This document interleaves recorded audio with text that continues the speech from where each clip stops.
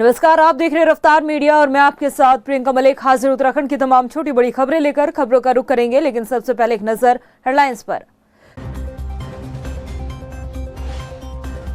चीन सीमा पर सेना की आवाजाही होगी और बेहतर। शुक्रवार को जोशीमठ में नए पुल का उद्घाटन करेंगे रक्षा मंत्री राजनाथ सिंह। सीएम धामी भी रहेंगे मौजूद। लोकसभा चुनाव से पहले हरिद्वार लोकसभा सीट को लेकर कांग्रेसियों में छुड़ेरार। एक सीट पर हरदा और हरक समेत सामने आ रहे कई हकदार। हाईकमान के लिए मुश्किल हुई रहा।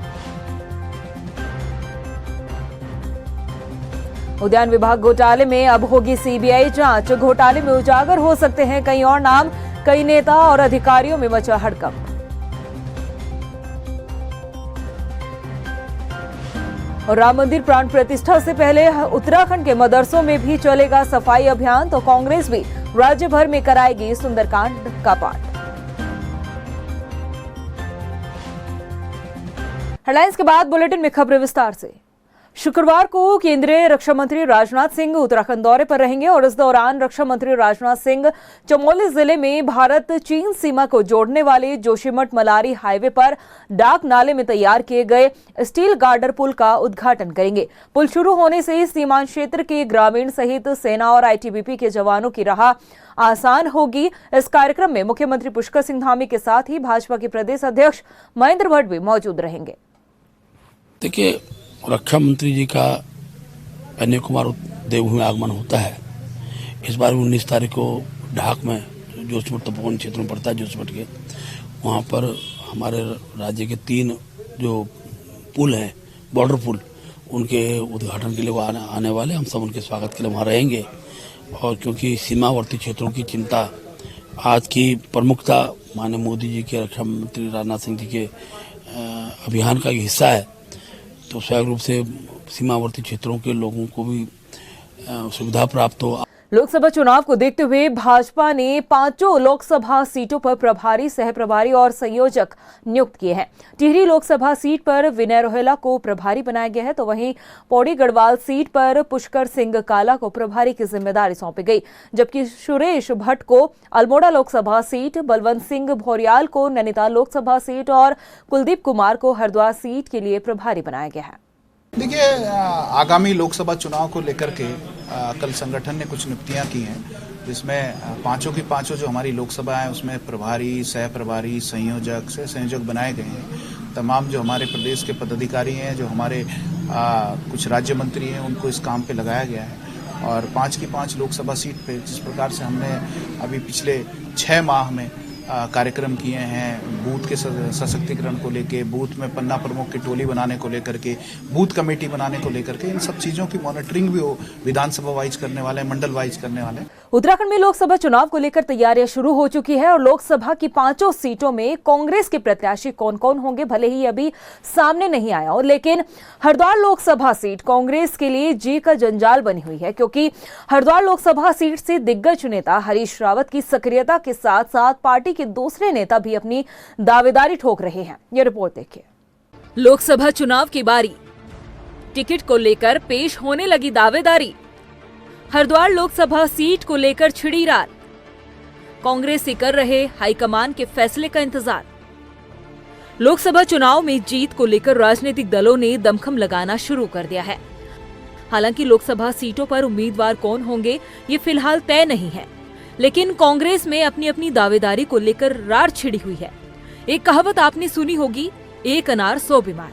कुछ ऐसा ही हाल कांग्रेस में हरिद्वार लोकसभा सीट को लेकर देखने को मिल रहा है। दरअसल हरिद्वार लोकसभा सीट पर कांग्रेस के कई दिग्गज अपनी ताल ठोक रहे हैं और इन दिग्गजों में पूर्व मुख्यमंत्री हरीश रावत सबसे आगे हैं, फिर कांग्रेस नेता हरक सिंह रावत और फिर हरीश रावत के बेटे वीरेंद्र रावत की सक्रियता भी हरिद्वार में बढ़ने लगी है। लोकसभा चुनाव में हरीश रावत की निगाहें हरिद्वार लोकसभा सीट पर पहले से टिकी हुई है, मगर जब से पूर्व मंत्री हरक सिंह रावत ने हरिद्वार सीट से चुनाव लड़ने का शिगुफा छेड़ा है, तब से कांग्रेस की सियासत में हलचल है। हरक सिंह रावत ने एक बार फिर से हरिद्वार से चुनाव लड़ने की इच्छा जताई है। उनका कहना है कि अगर मुझे टिकट मिलता है तो मैं जीत कर जरूर आऊंगा। मैंने पार्टी से कहा कि मैं हरिद्वार लड़ना चाह रहा हूं, अगर पार्टी लड़ाती है लड़ाएगी तो अच्छा है। और नहीं लड़ाते, किसी को लड़ाएंगे तो हम काम करेंगे कार्यकर्ता के रूप में। हरिद्वार से तो हरीश रावत के बेटे भी अब तैयारी करने लगे हैं, वो भी सबको अधिकार है, लोकतंत्र यही तो अच्छा है कि अब अगर देखो सुनो, अगर किसी सीट पर ज्यादा लोग दावेदारी कर रहे हैं इसको मतलब पार्टी मजबूत हो रही है। वहीं जब ये सवाल पूर्व मुख्यमंत्री हरीश रावत से पूछा गया कि हरक सिंह रावत ने हरिद्वार लोकसभा सीट से चुनाव लड़ने की इच्छा फिर से जताई है, तो उन्होंने नो कमेंट्स कहकर अपना पल्ला झाड़ लिया और फैसला हाईकमान पर छोड़ दिया। नो कमेंट, क्योंकि कौन कहां से लड़ेगा इसका निर्णय मैं नहीं करता, इसका निर्णय प्रदेश कांग्रेस करती है। हरिद्वार सीट को लेकर जिस तरह की राजनीति कांग्रेस में देखने को मिल रही है, ऐसे में उत्तराखंड की 5 लोकसभा सीटों में से हरिद्वार सबसे हॉट सीट बनती नजर आ रही है। अब कांग्रेस के दिग्गज हाईकमान के फैसले का इंतजार कर रहे हैं। सबसे दिलचस्प बात ये होगी कि इस लोकप्रिय सीट पर कांग्रेस आलाकमान चुनावी मैदान में अपने मजबूत दावेदार को उतारने के लिए किस तरीके से समीकरण बनाती है। रफ्तार मीडिया के लिए देहरादून से सुशांत सिंह की रिपोर्ट। लोकसभा चुनाव के लिए एक्टिव होने के साथ साथ अब उत्तराखंड कांग्रेस नेता अपनी अपनी दावेदारी पेश कर रहे हैं। महिला कांग्रेस की प्रदेश अध्यक्ष ज्योति रौतेला ने टिहरी लोकसभा सीट से चुनाव लड़ने की इच्छा जाहिर की। अपनी दावेदारी को लेकर ज्योति रौतेला का क्या कुछ कहना है, उनसे खास बातचीत की हमारे संवाददाता सुशांत सिंह ने। लोकसभा चुनाव के लिए सभी राजनीतिक दल अपनी अपनी तैयारियों में जुट चुके हैं। जहां भाजपा भी अपनी पूरी तैयारियों में जुट चुकी है, वहीं कांग्रेस भी अपनी तैयारियों में जुट चुकी हैं और सभी लोकसभा सीट से प्रत्याशी अपनी अपनी दावेदारी पेश कर रहे हैं। तो वहीं पौड़ी लोकसभा सीट से यहां जो कांग्रेस की महिला प्रदेश अध्यक्षा हैं, उन्होंने जो है अपनी दावेदारी पेश करी है और ख़ास बातचीत करने के लिए हमारे साथ इस वक्त मौजूद हैं ज्योति रौतेला जी। मैम, किस तरह से देखते हैं जो आपने जो दावेदारी पेश की है, क्या कुछ मुद्दों के साथ जो है आप ये दावेदारी पेश कर रहे हैं? सबसे पहले आपका धन्यवाद देना चाहूँगी।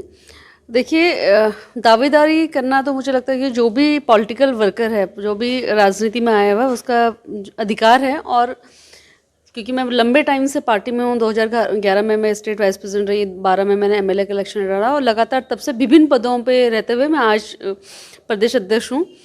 और मुझे लगता है कि महिलाओं की आवाज़ लगातार, हमारी पार्टी महिलाओं के बारे में बात करती है और महिलाओं की राजनीति में भागीदारी को बढ़ाने की बात करती है। तो मुझे लगा कि क्यों ना मुझे अपने गृह क्षेत्र से, पौड़ी लोकसभा से टिकट मांगना चाहिए। और रही बात मुद्दों की, तो मुद्दे ही मुद्दे हैं। भाजपा की सरकार ने ऐसा कोई भी काम नहीं करा है जो हम लोग जो वो कमिट करके सरकार में आए थे। चाहे वो बेरोजगारी का मुद्दा हो, हमारे प्रदेश में हमारी पौड़ी की ही बेटी अंकिता भंडारी के साथ जो पिछले 1.5 साल में भी अभी तक जस्टिस नहीं हो पाया। जो हमारे ग्रामीण क्षेत्र हैं, वहाँ पे डॉक्टर्स नहीं है, सड़कें नहीं हैं, गांव में पानी नहीं है, स्कूलों में शिक्षक नहीं है। तो बहुत सारे मुद्दे हैं जिनको लेके हम लोग इस 2024 के इलेक्शन में जाएंगे। क्योंकि भाजपा की करनी और कथनी और करनी में बहुत बड़ा फ़र्क रहा। तो आज जो बेरोजगार युवा है वो परेशान हो गया। उनके ऊपर जो पहाड़ का हर बच्चा, आज हर घर का एक बच्चा फौज में होता था। आज जो अग्निवीर योजना को थोपा गया है हमारे बच्चों के ऊपर, वो एक बहुत बड़ा मुद्दा पहाड़ी क्षेत्र में, पौड़ी लोकसभा में है। अंकिता भंडारी के साथ जो हुआ वो बहुत बड़ा मुद्दा है। विभिन्न मुद्दों के साथ हम लोग इस इलेक्शन में जाएंगे। मैडम, विधानसभा में भी आपने जो है अपनी दावेदारी पेश की थी, पर आपके ऊपर जो है एक पैराशूट डाल दिया गया था। तो अब इस बार जो है क्या कुछ ऐसा होने वाला है या फिर जो दावेदारी है वो सही रहेगी आपकी? देखिए, वो तो पार्टी का डिसीजन होगा। मैंने 2012 का एमएलए का इलेक्शन लड़ा और मैं 2012 से 17 और 17 से 22 उस विधानसभा में लगातार मैं ही तैयारी करती रही। और पार्टी का जो डिसीजन है वो, मैं ये नहीं बोलूँगी कि वो गलत है या सही है। मैं ये ज़रूर बोलना चाहूँगी कि हाँ, मैं तैयारी कर रही थी, मजबूती से तैयारी कर रही थी और कुछ सिचुएशन ऐसी बनी कि पार्टी उस जगह पे मेरे को टिकट नहीं दे पाई और उन्होंने किसी और को टिकट दिया। लेकिन अब भी मैं ये नहीं बोलती कि पार्टी मुझे ही टिकट देगी। लेकिन मुझे लगता है कि क्योंकि मैं इतने साल से पार्टी के संगठन में काम कर रही हूँ, तो मेरा ये अधिकार बनता है कि मैं इस लोकसभा की दावेदारी को पेश करूँ। जिस तरह से जो है इस बार जो प्रदेश प्रभारी भी जो है महिला बनाई गई हैं और कांग्रेस कहीं ना कहीं जो एक माना गया है कि गुटबाजी का शिकार रही है और जो हार के कारण जो रहे हैं हमेशा से वो ये रहे हैं कि एक दूसरे से जो गुटबाजी रही हैं।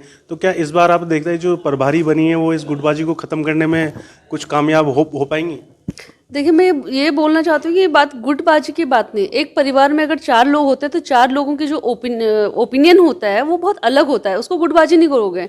ये डिफरेंस थॉट हो सकते हैं, और वो एक परिवार के 4 लोग होंगे उनमें भी होता है।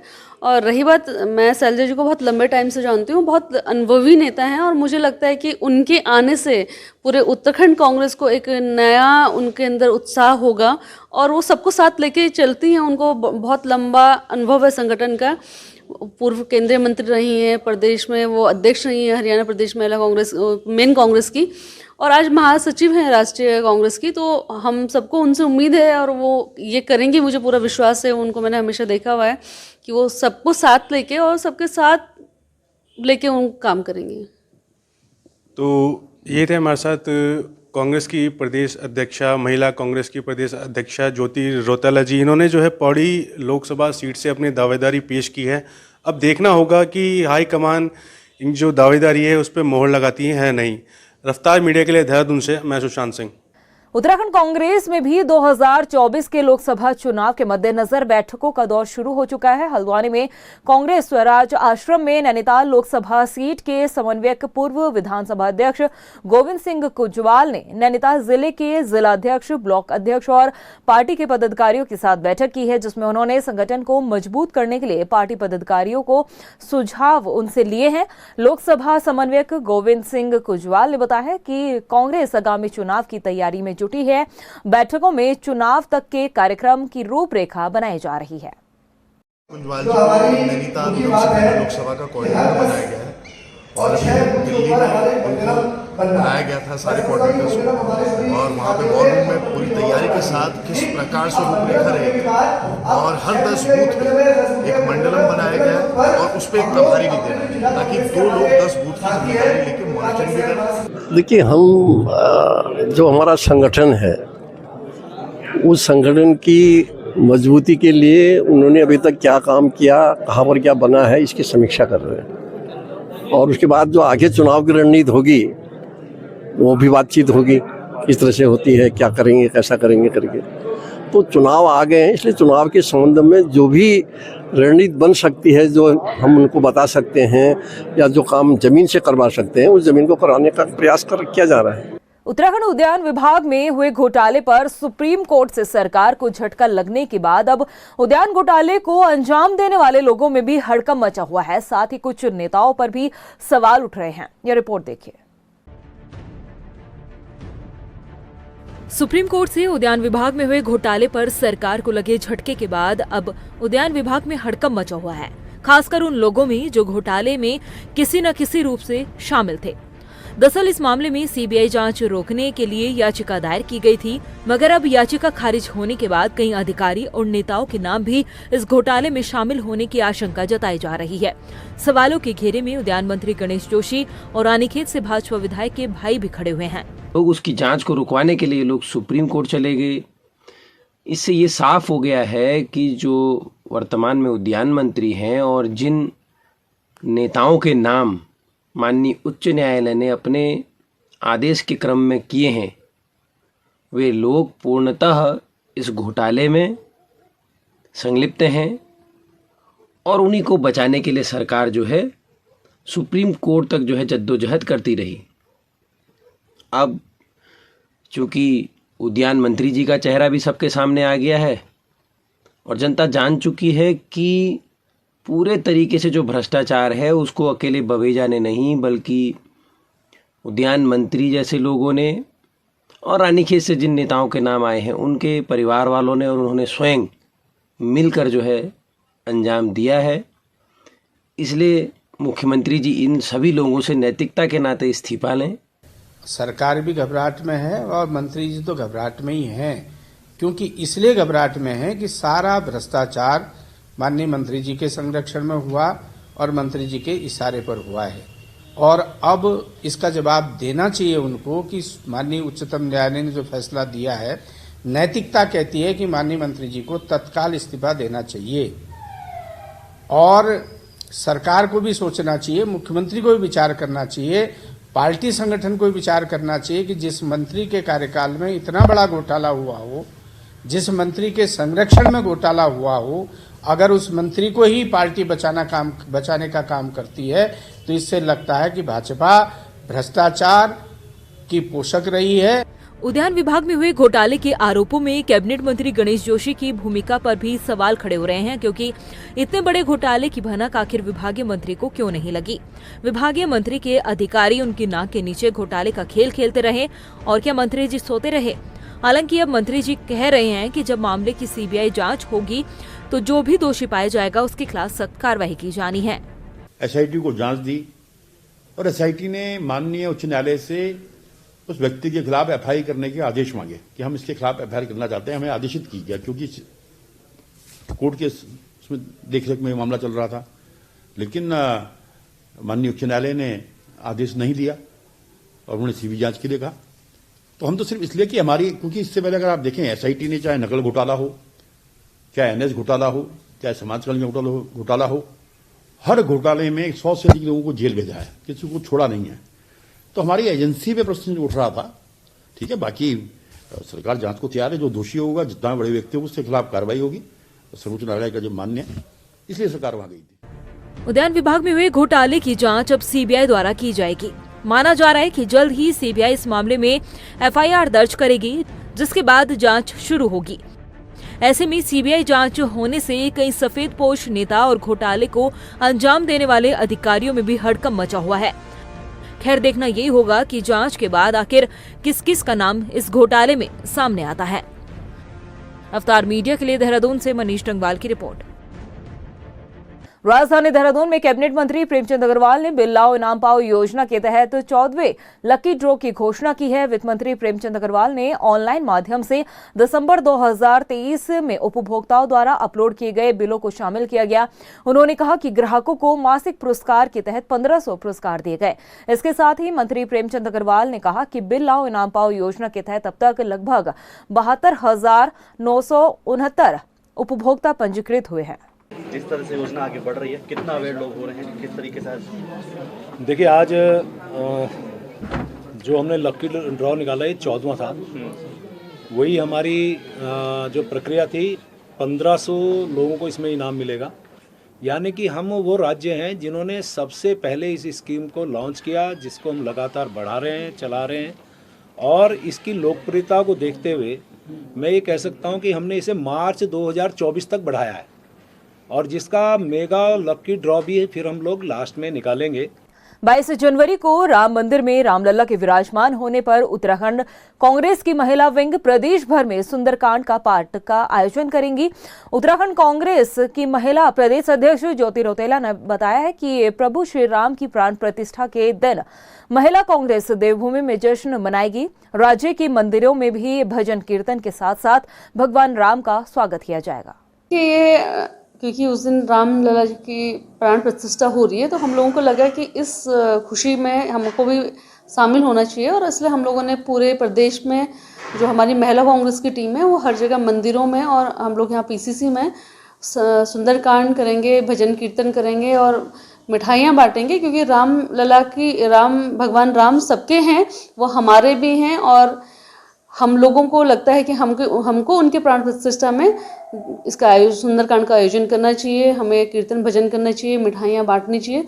उत्तराखंड के मदरसों में भी राम मंदिर की प्राण प्रतिष्ठा का जश्न दिखाई देगा। मुख्यमंत्री पुष्कर सिंह धामी के निर्देश पर राज्य में मौजूद मदरसों में स्वच्छता अभियान चलाया जा रहा है।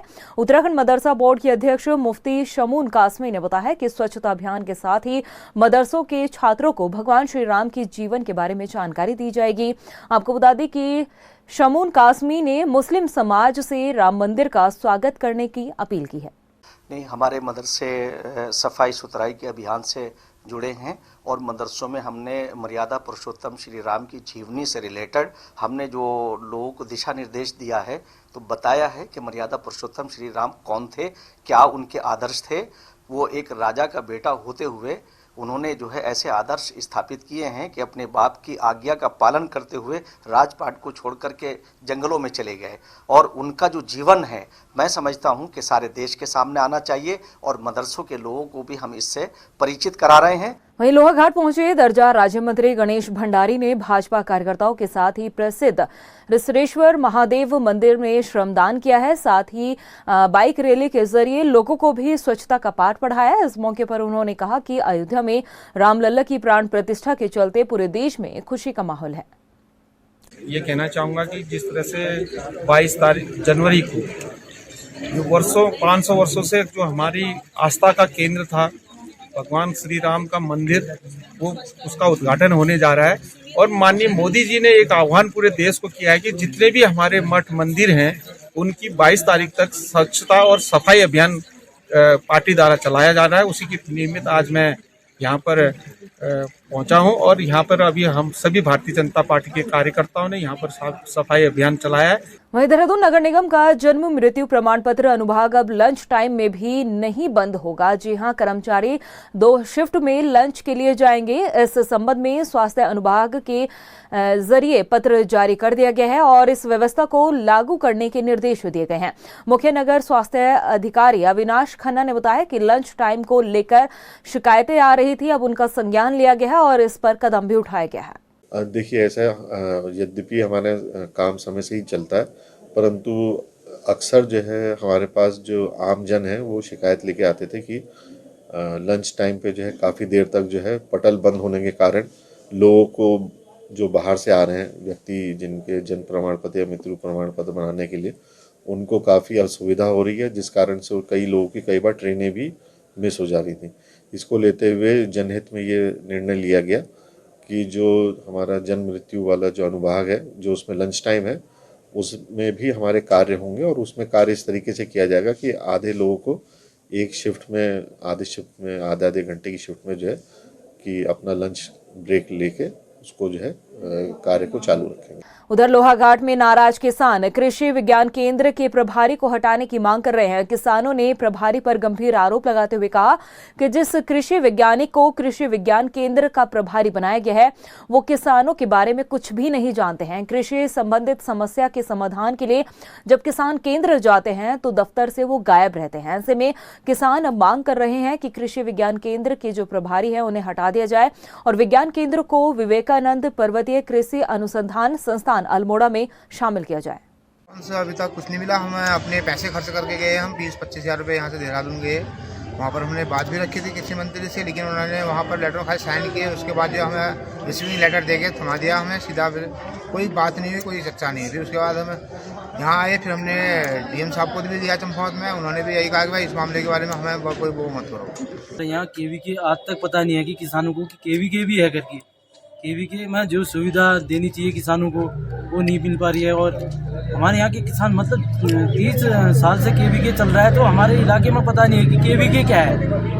वहीं रुड़की में आरटीओ ने सड़क सुरक्षा माह के तहत लोगों को यातायात के नियमों का पाठ पढ़ाया है। अभियान के तहत सड़क पर उतरी एआरटीओ ने बिना हेलमेट और सीट बेल्ट पहनने वाले लोगों को फूल देकर जागरूक किया। वहीं नियमों का पालन करने वालों को चॉकलेट देकर सम्मानित भी किया गया है। एआरटीओ ने बताया कि सड़क सुरक्षा माह के तहत एक शॉर्ट फिल्म दिखाकर लोगों को यातायात के नियमों के बारे में जानकारी दी जा रही है। हमारा सड़क सुरक्षा माह चल रहा है और जिसके तहत हम विभिन्न तरीके से अपनी जनता को जागरूक कर रहे हैं सड़क सुरक्षा के नियमों के प्रति। और उसी के तहत आज हमने एक नया कार्यक्रम शुरू किया है। जिस बस में हम बैठे हैं ये एक मतलब अवेयरनेस वैन है और इसके अंदर हम, आप पीछे देख सकते हैं एलईडी लगी हुई है, जिसमें हम लोगों को जो नियम तोड़ रहे हैं उनको बिठा के काउंसलिंग के तौर पे कुछ वीडियोस दिखाते हैं ताकि वो एक्सीडेंट्स के प्रति सेंसिटाइज हो सके और नियमों का पालन करें। वहीं पौड़ी में विकासखंड खिरसू निवासी दिव्यांग महिला ने जिलाधिकारी से मदद की गुहार लगाई है। महिला ने जिलाधिकारी को ज्ञापन के जरिए बताया कि साल 2008 में उसकी शादी पोखरी गांव के एक युवक से हुई थी जो वर्तमान में होमगार्ड में तैनात है। महिला ने बताया कि उसके दिव्यांग होने के बाद उसके पति ने उसके 4 बच्चों के साथ उसे घर से बाहर निकाल दिया है। अब उसके सामने रोजी रोटी का संकट भी मंडरा रहा है। वहीं जिलाधिकारी आशीष चौहान ने उसकी मदद का आश्वासन भी दिया है। मेरे साथ ये घटना घटी है। मेरे आदमी ने मुझे छोड़ दिया है। 6-7 साल हो गए मुझे आईडी पर। मैं 4 साल से यहाँ पर रह रही हूँ अकेली। लोग बाहर जाते हैं, क्योंकि लोग बाहर जाते हैं, हम अपने आदमियों को फ़ोन करते हैं, हमारा फ़ोन नहीं उठाता है, ना नंबर लगता है, ना कुछ। हमें धमकी दे रहा है वहाँ से, क्योंकि यहाँ रहने की कोई जो है उसको हम नहीं पहचानते हैं। संज्ञान में आए हैं और जो महिलाओं ने वो गंभीर रूप से बीमार भी हैं, तो उनके इलाज को लेकर के भी मेरे द्वारा निर्देशित किया जा रहा है। और सिमिलरली जो होमगार्ड इस पर्टिकुलर प्रकरण में जो भी उनका पारिवारिक विवाद है उसमें भी हम कोई एमिकेबल सोल्यूशन निकालने के लिए भी प्रयास करेंगे वन स्टॉप सेंटर के माध्यम से। और जो भी अप्रोप्रिएट डिसीजन इसमें लिए जाने वो लिए जाएंगे। प्रदेश की खबरों में इतना ही, फिर हाजिर होंगे कुछ खास खबरों के साथ। तब तक के लिए मुझे दे इजाजत, नमस्कार। चीन सीमा पर सेना की आवाजाही होगी और बेहतर। शुक्रवार को जोशीमठ में नए पुल का उद्घाटन करेंगे रक्षा मंत्री राजनाथ सिंह। सीएम धामी भी रहेंगे मौजूद। लोकसभा चुनाव से पहले हरिद्वार लोकसभा सीट को लेकर कांग्रेसियों में छुड़ेरार। एक सीट पर हरदा और हरक समेत सामने आ रहे कई हकदार। हाईकमान के लिए मुश्किल हुई रहा। उद्यान विभाग घोटाले में अब होगी सीबीआई जांच। घोटाले में उजागर हो सकते हैं कई और नाम। कई नेता और अधिकारियों में मचा हड़कंप।